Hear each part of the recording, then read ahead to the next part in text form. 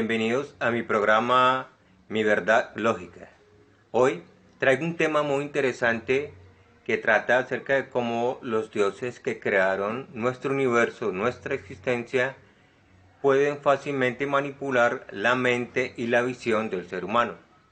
Y como siempre, para demostrar estas cosas, pues utilizaré textos bíblicos que analizarán cada escena o cada suceso donde se demuestra este tema. Y bueno, y sin más preámbulo, comencemos. Nuestro cerebro es una maravilla de la ingeniería bioquímica y sensorial, con la capacidad de almacenar información y realizar procesos analíticos y lógicos con la ayuda de miles de millones de neuronas. Es uno de los órganos más estudiados por los especialistas, como neurólogos y neurocirujanos, con el fin de entender cada vez más la complejidad de su funcionamiento. Los ojos son otros órganos fundamentales del ser humano, ya que con ellos podemos contemplar todo lo que está enfrente de nosotros, como hermosos paisajes, la información de un buen libro y muchas cosas más. Todo esto vino a existir a través del poder y la inteligencia creativa de seres superiores a quienes denominamos dioses, los cuales crearon el universo de materia y lo que indica que nosotros somos parte de ella.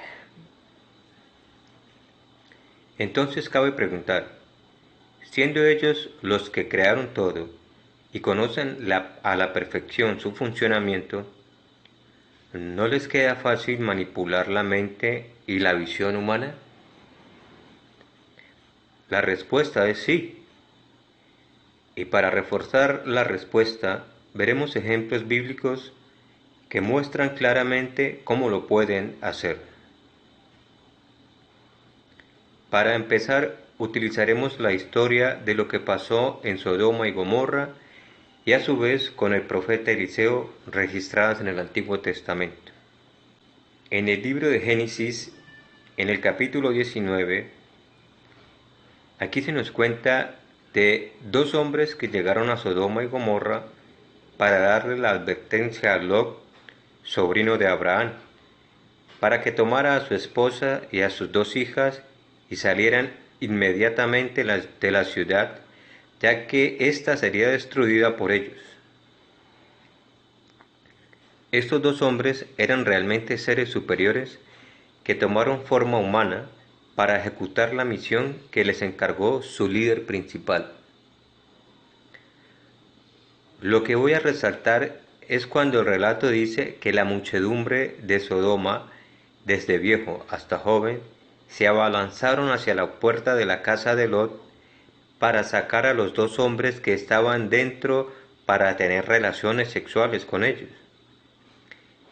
Pero uno de esos hombres hirió con ceguera a la gente para que no encontraran la puerta y se fatigaran buscándola, según el relato bíblico. Aquí se debe aclarar que esta ceguera no es aquella donde de un momento a otro una persona queda a oscuras y no puede ver nada. Aquí se está refiriendo el relato y pues analizando con lógica que se trata de otro tipo de ceguera, ya que la puerta estaba enfrente de ellos y a pesar de que, por ejemplo, si tuvieran una ceguera normal, quedaría el don del tacto, con el cual podrían, a través del tacto, a través de las manos, estas personas podrían encontrar la puerta de madera a pesar de que no estuvieran viendo.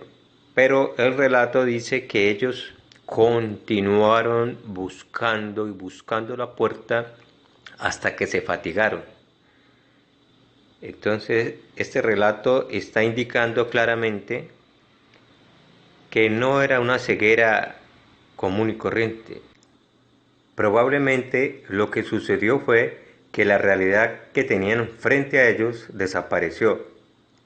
O sea, la puerta dejó de estar ahí para ellos, ya no la veían y tampoco podían sentirla a través del tacto. De esa manera tendría lógica lo que dice el relato de que se fatigaron buscando y no la encontraban.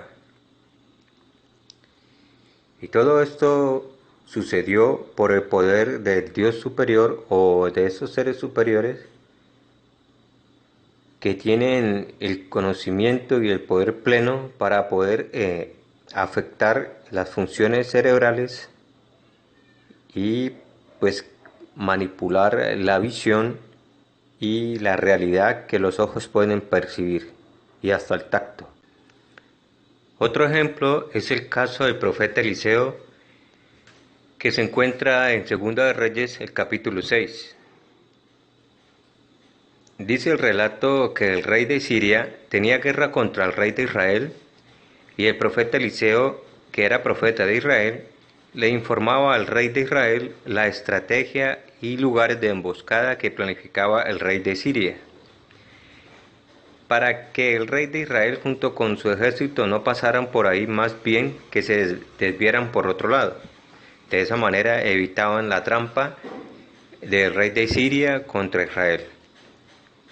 Y así sucedía varias veces hasta que el rey de Siria preguntó a su gente de confianza que conformaba su ejército, que si en sus filas había un espía de Israel que informaba de las estrategias que éste planeaba contra Israel. Entonces un hombre de su ejército le respondió que no había ningún espía, que lo que realmente sucedía era que el profeta de Israel llamado Eliseo recibía la información de su Dios y de todos los planes que el rey de Siria hacía en contra del pueblo de Israel. Y este profeta, al recibir esa información de parte de su Dios, corría a informársela al rey de Israel para que éste dirigiera sus ejércitos por otro sitio donde pudieran evitar la emboscada. Así que, habiéndose informado el rey de Siria de por qué era que el pueblo de Israel no caía en su trampa,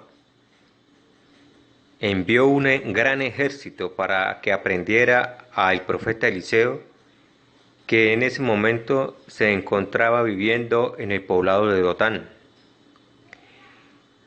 Eliseo se encontraba en una casa con su aprendiz o criado llamado Geasí, y en una mañana temprano, como siempre que se levanta a hacer sus actividades, vio claramente por la ventana un ejército grande, un ejército sirio,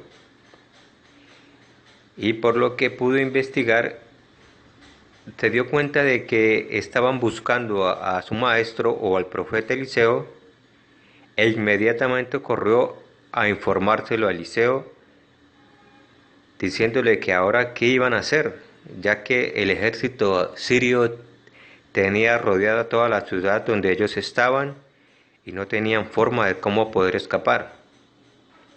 A lo cual el profeta Eliseo le respondió: son más los que están con nosotros que los que están con ellos. Al escuchar esta respuesta, el aprendiz Geasí quedó perturbado. No comprendió las palabras del profeta Eliseo. Entonces el profeta tomó de la mano a Geasí y lo llevó a la azotea, e inmediatamente el profeta realizó una oración pidiéndole a su Dios que le abriera los ojos a Geasí para que pudiera contemplar lo que Eliseo podía ver.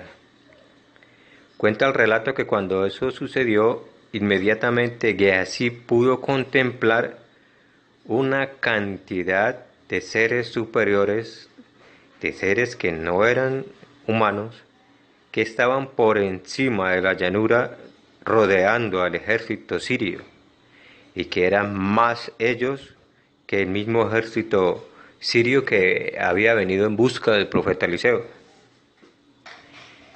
Aquí en este relato se puede notar claramente el poder nuevamente de la manipulación de los seres superiores que nos crearon sobre la mente y la visión humana, sobre sus funciones, ya que según lo que cuenta el relato, el hombre no tiene, o la visión del hombre no tiene la capacidad de ver a estos seres que son de otra dimensión, ya que mientras que ellos no tomen forma humana, su cuerpo, que está compuesto de otras cosas muy diferentes a la materia, no es posible que el ojo humano lo pueda contemplar. Pero, como vimos, Eliseo hizo una oración y el Dios hizo una operación instantánea sobre la capacidad de la visión de Gehazi, lo cual le permitió ver el cuerpo o la apariencia de estos seres que estaban ahí, aunque anteriormente él no pudiera contemplarlos. Entonces vemos que a través de los dioses, nuestro cuerpo, si ellos lo desean, se pueden activar otras funciones, como el hecho de poder ver esa dimensión y poder verlos a ellos en su cuerpo natural, en su cuerpo energía o dimensional. Siguiendo con ese mismo relato, entonces después de que Eliseo pues le muestra esa realidad a su discípulo Gehazi, Eliseo baja a las escaleras y se dirige hacia donde está el ejército sirio. Va y entabla una conversación con ellos diciéndole que él sabía dónde estaba el hombre que estaban buscando y si quería él lo podía dirigir a donde él estaba. Entonces cuenta la historia que estos hombres que antes de hacer eso, Eliseo le pide a Dios que le diera ceguera a esos soldados del ejército sirio. Aquí vuelve a aparecer esa palabra, ceguera. No se está refiriendo nuevamente a una ceguera normal, donde la persona queda totalmente ciega y no ve nada, queda todo oscuro, no. Aquí vuelve y aplican la técnica de crear una ilusión en la mente de la persona, porque obviamente estos soldados sirios tenían la descripción de la persona que estaban buscando. Y una de esas descripciones se basaba en el vestuario que utilizaban los profetas en los tiempos bíblicos. En el caso de Eliseo, él había heredado del profeta Elías un chaleco de piel de cordero que lo caracterizaba visiblemente y hacía que todas las personas de Israel como extranjeros, por su atuendo, pudieran reconocer que este hombre era el elegido de parte del Dios de Israel como profeta principal. Entonces, teniendo en cuenta esta lógica, vemos que estos hombres, el capitán que iba con estos soldados, tuvieron que estar viendo a otro hombre. O sea, el Dios de Eliseo hizo que el aspecto de su cara y el atuendo de ropa cambiara ahí en tiempo real para que estos hombres no pudieran reconocernos, no pudieran darse cuenta que con el que estaban hablando, el que se había ofrecido a guiarlos a donde estaba el hombre que estaba buscando, era el mismo Eliseo. Y que relato que estos hombres también empezaron a caminar porque pues Eliseo les estaba guiando por un camino hacia Samaria para encontrarse con el mismo rey de Israel, o sea, los estaba guiando a una trampa. Pero estos hombres no podían percibir por dónde iban. Dentro de su mente ellos estaban viendo otra realidad, porque yo sé que muchos de esos soldados conocían ya de antemano el territorio geográfico de Israel. Y cualquiera de ellos, si estuviera viendo normalmente, como la visión de todos, se daría cuenta de que los estaban guiando a donde estaba el ejército de Israel, a donde estaba el mismísimo rey de Israel, porque eso es lo que cuenta el relato bíblico. Por ende se deduce claramente, y como yo llamo a mi programa Mi Verdad Lógica, utilizando la lógica, que aunque la Biblia no lo diga directamente, pero a través de la meditación, se da cuenta uno de que estos hombres, estos soldados sirios, fueron manipulados cerebralmente para ver otra realidad diferente, de manera que no se dieron cuenta que estaban yendo, era por el camino hacia Samaria. Si leen el relato bíblico, podrán detallar mejor lo que pasó con los soldados sirios. Ahora vamos al Nuevo Testamento para ver otros ejemplos. Esta vez se trata de Jesús. En el libro de Lucas, en el capítulo 4, cuenta que después de pasar de que Jesús pasara por las tres tentaciones, empieza su actividad como proclamador del Evangelio o de las buenas noticias del reino de Dios, y vuelve a la ciudad de Nazaret, donde él se había criado. Un sábado entra a la sinagoga o una iglesia, como era costumbre de todos ahí en Israel o en ese territorio, y el sumo sacerdote le entrega el rollo del profeta Isaías. Y Jesús pasa al frente y empieza a leer la parte donde habla de que el Mesías tenía que cumplir muchas actividades y todo lo que tenía que hacer conforme los mandatos que Dios había escrito a través de las profecías para que el Mesías realizara. Cuenta la historia que al terminar de leer, Jesús le entrega el rollo al sumo sacerdote nuevamente y mira a todo el público que tenía al frente y dice: hoy estas profecías se cumplen en mí.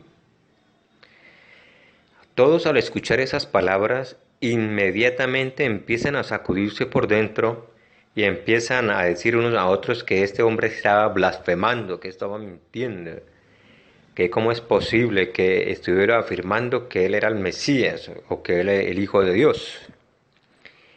Entonces, también por las palabras que Jesús empezó a dirigirles, dice el relato que casi toda la mayoría de gente que estaba ahí se llenó de ira y se abalanzaron contra Jesús y lo sacaron por la fuerza y lo estaban dirigiendo hacia el despeñadero, hacia un abismo que había ahí cerca de donde estaban, para lanzarlo por él para que muriera.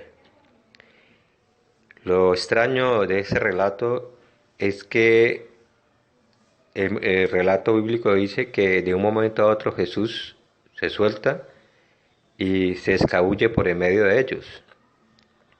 Aunque aquí el relato no dice qué fue lo que hizo, qué fue lo que pasó, porque pues lo más lógico es que si toda esa persona está llena de ira, enceguecida, y quieren matarlo y lo tienen ahí agarrado, lo más lógico era que lo hubieran tirado, porque cómo podría escapar un hombre. Pero como él era el Hijo de Dios y era el Mesías y tenía que cumplir todo lo que estaba escrito, no podía morir. Entonces, como sabemos, Jesús es un ser superior y tiene el poder de manipular la mente, la visión y todo lo demás, porque también conoce el cuerpo humano a la perfección y el funcionamiento del cerebro y la visión. Y me imagino que utilizó la misma técnica que se utilizó en Sodoma y Gomorra y que utilizó Eliseo con los soldados sirios. Les cegó la mente a esa gente y de un momento a otro Jesús desapareció de la vista de ellos o se hizo ver como otra persona, y estos seres que lo querían tirar por despeñadero se les perdió de la vista de Jesús, no supieron qué se hizo y este aprovechó y pasó por en medio de ellos. Eso es lo más lógico que se puede deducir, ya que de otra manera era imposible que un hombre pudiera escapar de toda esa cantidad de multitud que lo tenía rodeado. Y esta teoría se puede respaldar claramente también ahí en el mismo libro de Lucas, pero ahora el capítulo 24, desde el versículo 3 al 49. Había ahí otra historia acerca de Jesús, pero esta vez ya cuando él ya ha resucitado. Dice la Biblia que después de resucitar Jesús duró 40 días en Israel, terminando de preparar a sus discípulos para la obra que los había encomendado. Cuenta la historia que uno de sus discípulos, o dos de sus discípulos, iban camino a la aldea de Emaús. Esta aldea quedaba retirada de Jerusalén, y cuando estos discípulos iban de camino, Jesús ya resucitado se les acerca y empieza a entablar una conversación con ellos. Pero me llama la atención lo que dice el versículo 16, Dice que estos hombres fueron cegados o velados para que no reconocieran a Jesús. Aquí nuevamente se confirma de que la mente de esos dos hombres fue manipulada y a pesar de que estaban hablando con Jesús ya resucitado, no pudieron reconocerlo. Lo más probable es que estaban viendo a otro hombre. Su mente y sus ojos veían otra cosa diferente a la realidad que estaba enfrente de ellos, por eso no pudieron reconocerlo. ¿Qué se puede deducir de todos estos ejemplos, tanto del Antiguo Testamento como el Nuevo Testamento?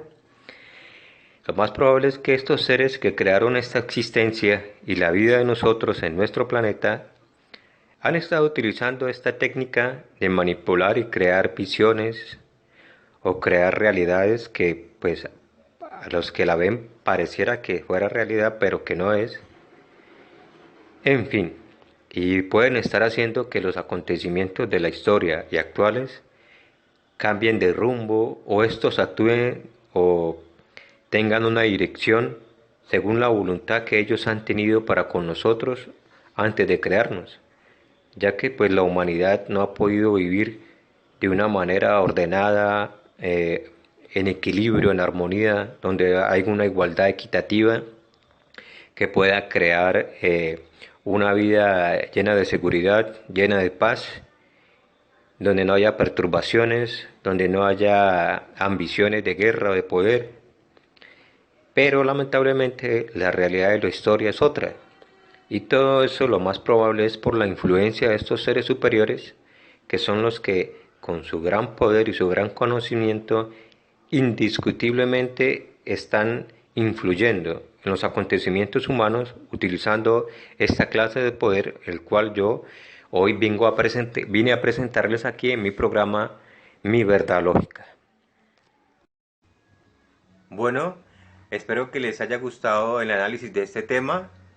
Como vimos, pudimos aprender acerca del poder que tienen estos seres superiores hacia nosotros y cómo fácilmente pueden manipular todas las cosas que a simple vista nosotros pues a veces no percibimos o no podemos detectar. Muchas gracias por todo y como siempre los espero en otro próximo programa de Mi Verdad Lógica. Hasta luego.